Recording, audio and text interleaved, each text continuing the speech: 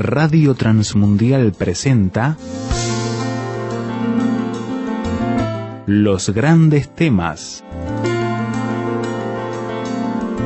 Un tiempo donde el pastor Salvador de Lutri nos lleva a pensar en la problemática más profunda del ser humano. Los Grandes Temas. Capítulo 4 de la Carta de Santiago, y vamos a leer desde el versículo 11, que es donde habíamos dejado. Hermanos, no murmuréis los unos de los otros. El que murmura del hermano juzga a su hermano, murmura de la ley y juzga la ley. Pero si tú juzgas a la ley, no eres hacedor de la ley, sino juez. Uno solo es el dador de la ley que puede salvar y perder. Pero tú, ¿quién eres para que juzgues a otros? Vamos ahora los que decís, hoy y mañana iremos a tal ciudad y estaremos allí un año y traficaremos y ganaremos, cuando no sabéis qué será mañana, porque ¿qué es vuestra vida? Ciertamente es neblina que se aparece por un poco de tiempo y luego se desvanece, en lugar de lo cual deberíais decir, si el Señor quiere, viviremos y haremos esto o aquello. Pero ahora os jactáis en vuestras soberbias. Toda jactancia semejante es mala, y al que sabe hacer lo bueno y no lo hace, le es pecado. Todos sabemos que la carta de Santiago, lo venimos diciendo, es una carta eminentemente práctica que nos ayuda a poner la fe en la realidad, la fe en acción, ser cristianos en la sociedad. Nos saca de la teología para entrar a lo que realmente vale la pena, que es la práctica. Y este párrafo que hemos leído se puede englobar bajo una sola palabra. Es un llamado a la prudencia, un llamado a la prudencia. Prudencia cuando hablamos, prudencia cuando planificamos el futuro, prudencia cuando actuamos. La palabra prudencia viene de prever, tiene que ver con la visión, ver anticipadamente los efectos, las consecuencias, las derivaciones. Esto es la prudencia, que yo vea con anticipación, medir las consecuencias. Yo sé que la prudencia hoy no es una virtud popular. Por el contrario, la imprudencia parece que se la quiere transformar en una virtud. Pero los antiguos hablaban de tres virtudes. Uno era la justicia, la otra la fortaleza y la otra la templanza.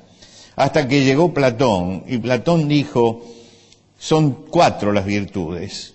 Se necesita justicia, se necesita fortaleza, se necesita templanza, pero todas ellas necesitan prudencia. Es decir, que él tomó las virtudes que los griegos tenían desde antes y le agregó una que él decía es fundamental para sostener las otras. Para que haya justicia, para que haya fortaleza, para que haya templanza, es importante que esté presente siempre la prudencia. Jesús habló de la prudencia, habló varias veces de la prudencia. Cuando terminó el Sermón del Monte dijo que había dos hombres edificando. Uno era un insensato porque edificaba sobre la arena y el otro era prudente. ¿Por qué? Porque preveía que podía haber algún problema y entonces ponía un fundamento sólido y edificaba sobre la roca. Jesús elogió al hombre prudente, que vive el hoy, pero piensa en el mañana, que toma decisiones hoy, pensando cuáles van a ser las consecuencias en el día de mañana, que vive en la calma, pero se prepara porque puede haber adversidad. Este es el hombre prudente, el que piensa en el futuro. Cuando termina Jesús el sermón profético, habla de 10 vírgenes, el cortejo nupcial que están esperando que llegue el esposo. Dice 5 eran fatuas y 5 eran prudentes. Las fatuas llenaron la lámpara de aceite y se quedaron allí. Las prudentes llenaron la lámpara de aceite y llevaban el depósito de aceite para agregarle. ¿Por qué? Porque todo puede fallar siempre. Los horarios pueden no cumplirse. Y ellos sabían que en una boda hay cosas que son imprevisibles. Y si llega tarde el novio, el aceite se iba a acabar y no iban a poder iluminarse en el camino. Quiere decir que la prudencia era fundamental. Y Jesús habla de que la prudencia es fundamental en la vida, porque el Sermón del Monte nos habla de la vida, y es fundamental en la espera de la eternidad, ser prudentes también en eso. A los discípulos le dijo, miren, yo los envío como ovejas en medio de lobos, sean pues prudentes como las serpientes y sencillos como las palomas. Es decir, que la prudencia es absolutamente necesaria para vivir. Había un famoso torero allá por la década de 1930, famoso en la historia, que se llamaba Antonio Fuentes. Antonio Fuentes era el torero de la elegancia, era admirado en España por la elegancia con que llevaba a cabo la faena, ¿no? Y bueno, todos hablaban de la valentía de este hombre que enfrentaba a los toros en esa forma y que lo podía hacer con tanta elegancia. Y un día un periodista se acercó y le dice, ¿y usted siente miedo frente al toro? Y él dice, claro que sí. Sin miedo es imposible hacer lo que yo hago. Entonces el periodista desorientado dice, ¿cómo se explica? Dice, mire, el que no tiene miedo termina prendido de los cuernos del toro. Dice, el que tiene miedo se cuida, no se arriesga por gusto, lo hace viendo qué es lo que puede suceder, previendo, y entonces piensa muy bien qué hacer y cómo hacerlo. Está diciendo que la prudencia es fundamental para una tarea como esa, violenta como esa, era fundamental. Y dejó descolocado al periodista que pensaba que lo más importante era no tener miedo. Y él dijo, no, lo más importante es tener miedo. Y de ese miedo no es de ninguna manera cobardía, ¿se dan cuenta? Porque él iba y lo llevaba adelante. Pero era el decir, estos son los peligros y tengo que ponerle límite a lo que yo voy a hacer. Santiago vuelve a un tema que ya trató, que es el tema de la lengua. Y dice, hermanos, no murmuréis los unos de los otros. La palabra murmurar, murmullo, significa... viene del rumor que hacen las aguas cuando corren. Ese rumor, de ahí deriva la palabra murmurar. Significa hablar mal de un ausente, criticar las acciones, deseando que ese ausente no se entere. Pero queremos que lo que decimos se propague. Esto es la murmuración. Yo hablo mal de un ausente, estoy tratando de que él no se entere, pero estoy tratando de que esto corra. Es una forma de difamación. Es una forma, además, de cobardía, todo esto, ¿no? Y busca desprestigiar. Es una actitud inmadura, es una actitud adolescente, pero sobre todo es una actitud pecaminosa. Santiago explica algo muy interesante, y él dice, en la ley hay mandamientos para la vida de relación. El libro de Levítico, por ejemplo, dice, no andarás chusmeando entre tu pueblo. Dice, y no atentarás contra la vida de tu prójimo. Y une estas dos cosas. El chisme con el atentado a la vida. Más adelante dice, no aborrecerás a tu hermano en tu corazón, sino que razonarás con tu prójimo para que no participe de su pecado. Razonarás con él. Quiere decir que hay una legislación en cuanto a esto. Y termina con el famoso mandamiento que trajo después Jesús, lo exhuma Jesús para su generación. Amarás a tu prójimo como a ti mismo. Santiago dice, el que está murmurando se está colocando por encima de todas estas leyes, porque la ley le está diciendo que no tiene que murmurar, que tiene que razonar con la persona, que tiene que amar a su prójimo como a sí mismo. Dice, pero cuando entra a murmurar, él se sitúa más allá de la ley, por encima de la ley, como si la ley no lo alcanzara. Ahora, cuando yo me sitúo por encima de la ley, ¿quién es el que da la ley? Dios es el que da la ley. ¿Quién es el que juzga? Dios es el que juzga. Yo me sitúo por encima de la ley y empiezo a juzgar yo en vez de darle el juicio a Dios. Entonces dice, llega un momento en que estás usurpando el lugar que a Dios le corresponde. Quebrantas la ley real, pero te estás arrogando el derecho de ser Dios, porque te sitúas por encima de la ley, cuando el único que está por encima de la ley es Dios. Estás ignorando el mandamiento. Este es el caso de la soberbia. La soberbia es esto, ponerse por encima de la ley de Dios. Dice, pero además estás juzgando, lo que quiere decir que estás ocupando el trono de Dios. Y me está mostrando entonces lo terrible de esto, lo terrible de que esa murmuración, que yo creo muchas veces se cree que es un pecado menor, pecado venial, si ustedes lo quieren, en esa división artificial que se hizo en la Edad Media de pecados veniales, pero es un pecado mayor, dice él, porque es usurparle el lugar que le corresponde a Dios. Goethe, el gran poeta alemán, el autor de Fausto, tenía prohibido en la mesa de su casa, usted sabe que estos poetas románticos, tenían mesas donde invitaban a todos los amigos, pero tenía prohibido que alguien hablara mal de un ausente. Y si alguien decía algo, Goethe tenía una frase para contestarle, le decía, no, aquí no. Si a usted le gusta la basura, llene de basura su casa, la mía no. Llene de basura su casa, la mía no. Es decir, él, por su formación ética, sabía que esto era grave. Por lo tanto, Santiago nos dice, prudencia en las palabras. Piensa cuando vas a hablar, qué es la dimensión de lo que vas a hacer, cuál es el alcance que esas palabras tienen. Si no, te estarás colocando en el lugar que solamente a Dios le corresponde. Prudencia en las palabras. En segundo lugar, habla de la prudencia en el vivir. En el mundo antiguo había ciudades que otorgaban ventajas y beneficios a los que se radicaban en esa ciudad. Lo hacían porque si se radica mucha gente, se incentiva el comercio. Entonces ellos incentivaban el comercio dándole facilidades, y ellos querían además tener un crecimiento poblacional. Cuanto más población hay, más impuestos se pagan. Para tener un gran incentivo comercial, cuanto más gente hay, más se vende, y cuanto más se vende, más se moviliza la economía. Quiere decir que había ciudades que daban facilidades a los comerciantes para instalarse en ese lugar. Las facilidades de pagar menos impuestos, de no tener ciertas cargas que eran muy gravosas en aquel tiempo y que son gravosas hoy. Este es un sistema que hoy también existe. Hay países que bajan sus demandas para que se radiquen industrias. Bueno, había ciudades que hacían eso, y como en aquel momento el imperio gobernaba todo, las ciudades tenían una cierta autonomía en estas cosas. Y entonces muchos estaban analizando la situación. ¿En qué ciudad puedo ir a instalarme para ganar más dinero? ¿Qué negocio puedo hacer en tal lugar para ganar más dinero? Y se lanzaban entonces a la aventura.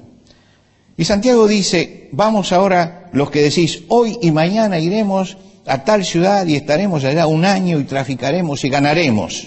Dice, y sacan todo el cálculo, cuando no saben qué será mañana. ¿Qué será mañana? ¿Qué los motivaba? Los motivaba el afán económico, la posibilidad de enriquecerse, tener una vida holgada, y estaban cegados por las cosas materiales.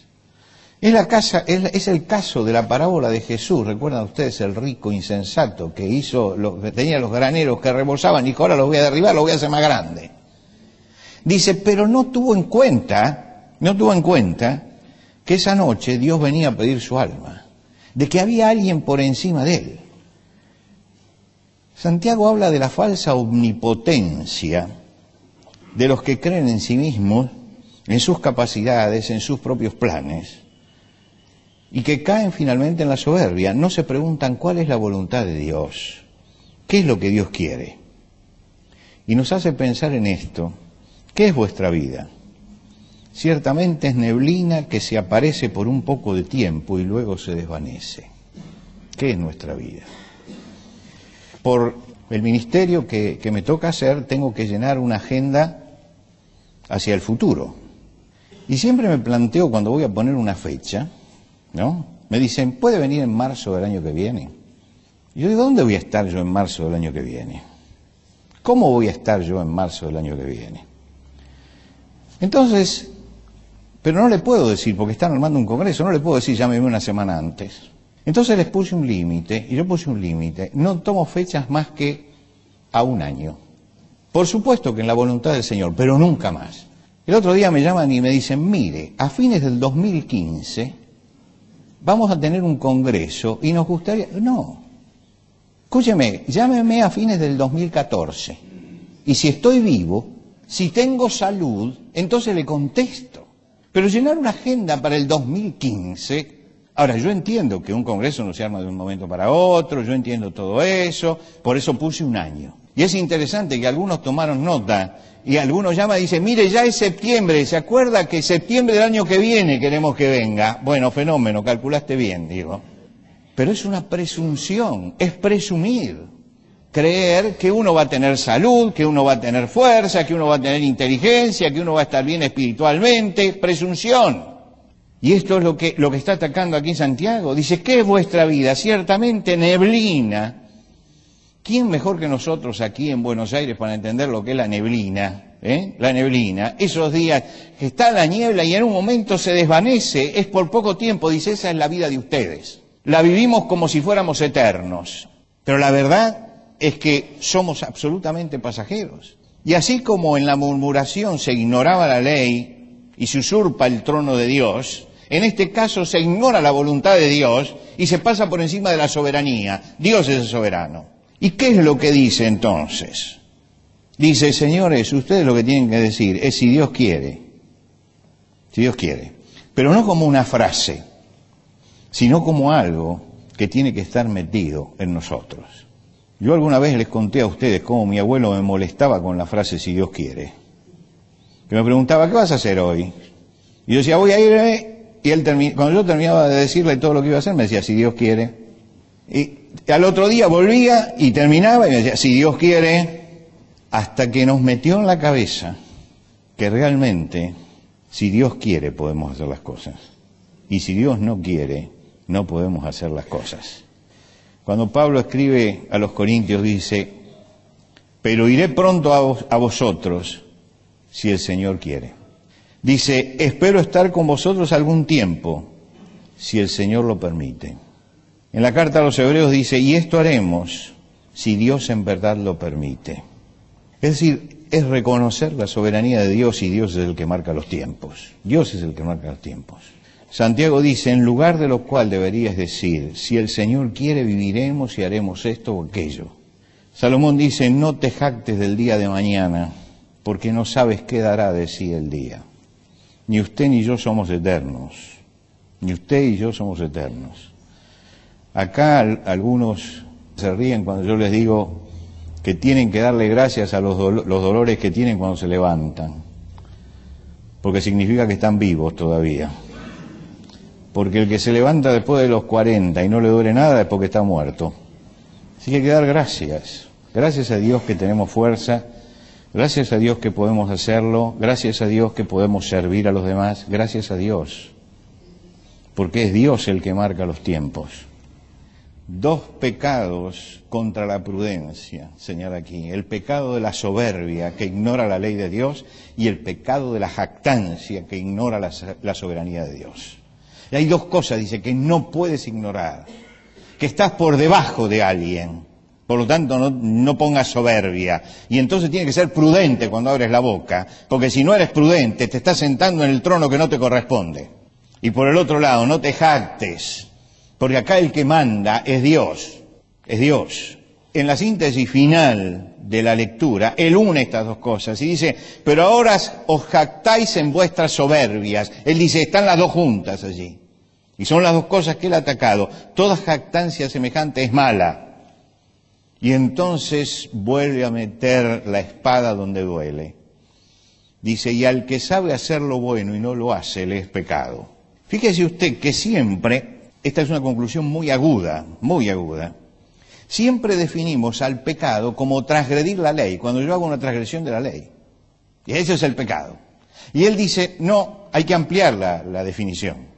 Si uno sabe hacer lo bueno y no lo hace, aunque no esté transgrediendo la ley, eso también es pecado. Es decir, si lo queremos poner en términos teológicos, hay un pecado de comisión, que hay un pecado de omisión. Yo no tengo que empujar a la persona para que se caiga, porque eso es pecado. Pero si se cayó sola y no lo levanto, eso también es pecado. El cristiano no solamente tiene que ajustarse a la ley, tiene que ir más allá todavía de la ley. Aquello que Jesús decía, si te obligan a llevar una milla, una carga, ve con... Eso era la ley marcaba hasta una milla, me podía tomar un soldado romano y llevar una carga. Dice, ve con él 2. Tienes que ir más allá de la ley. Y Santiago dice, miren, el que sabe hacer lo bueno y no lo hace es pecado. Y lo está diciendo porque les está advirtiendo de dos cosas. Dice prudencia en el hablar y prudencia en el vivir. Tal vez ustedes hasta ahora no se dieron cuenta de esto, pero ahora se dan cuenta. Y entonces Santiago les dice, ahora que se dieron cuenta, sepan que el que sabe hacer lo bueno, porque ya se lo expliqué, y no lo hace, eso es pecado. Hermanos, prudencia. Prudencia en el hablar Prudencia en el vivir, prudencia en el obrar. Tiene que ser la característica del cristiano, ser prudente. Voy a tomar una decisión. ¿Cuáles son las consecuencias? Voy a dar este paso. ¿Hasta dónde me va a llevar? ¿Cómo va a afectar? Prudencia, pensar antes. Pensar antes. Podemos tener todas las otras virtudes, pero si no tenemos prudencia, edificamos nuestro propio fracaso, construimos nuestro propio fracaso. Por eso hay que tener prudencia cuando uno abre la boca. Lo que voy a decir, hasta dónde puede llegar. Si todos habláramos la mitad de lo que hablamos, el mundo sería distinto. ¿Lo pensó alguna vez? La mitad, nada más, el 50%. Prudencia en el vivir. Hoy estamos en una vida absolutamente desaforada, de planes irracionales, de hombres que programan sin tener en cuenta la fragilidad de la vida. Si yo le preguntara a usted cuántos años vivió, usted sabe, ¿no es cierto? Tal vez no me lo va a decir, alguna señora no me lo va a decir, pero que lo sabe, lo sabe. ¿Cuántos años le faltan? Eso no lo sabe nadie. Eso lo tiene solamente Dios. Dios en sus manos. Para que sea tu vida más profunda y más sentida, mírala con dolorosa mirada de despedida. Allí es cuando la vida toma su verdadera dimensión, cuando nos damos cuenta de nuestra fragilidad.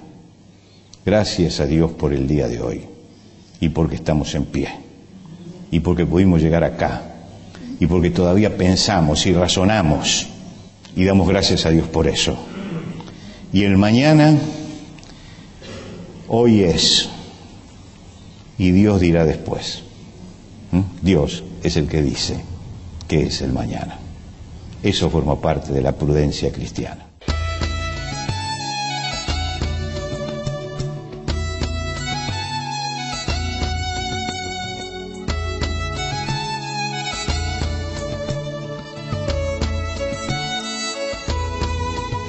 Antes de finalizar los grandes temas del día de hoy, les queremos dar los canales de comunicación donde usted puede entrar en contacto con el Pastor Salvador de Lutry. Por carta, hágalo a Los Grandes Temas, casilla de correo 5051, Montevideo, Uruguay. Los Grandes Temas, casilla de correo 5051, Montevideo, Uruguay. Y el correo electrónico, losgrandestemas@transmundial.org. losgrandestemas@transmundial.org. Nos encantaría escuchar de usted, saber cuáles son sus comentarios, preguntas, reacciones e inquietudes sobre el tema de hoy. Por ahora nos despedimos hasta otro espacio de Los Grandes Temas, una producción de Radio Transmundial.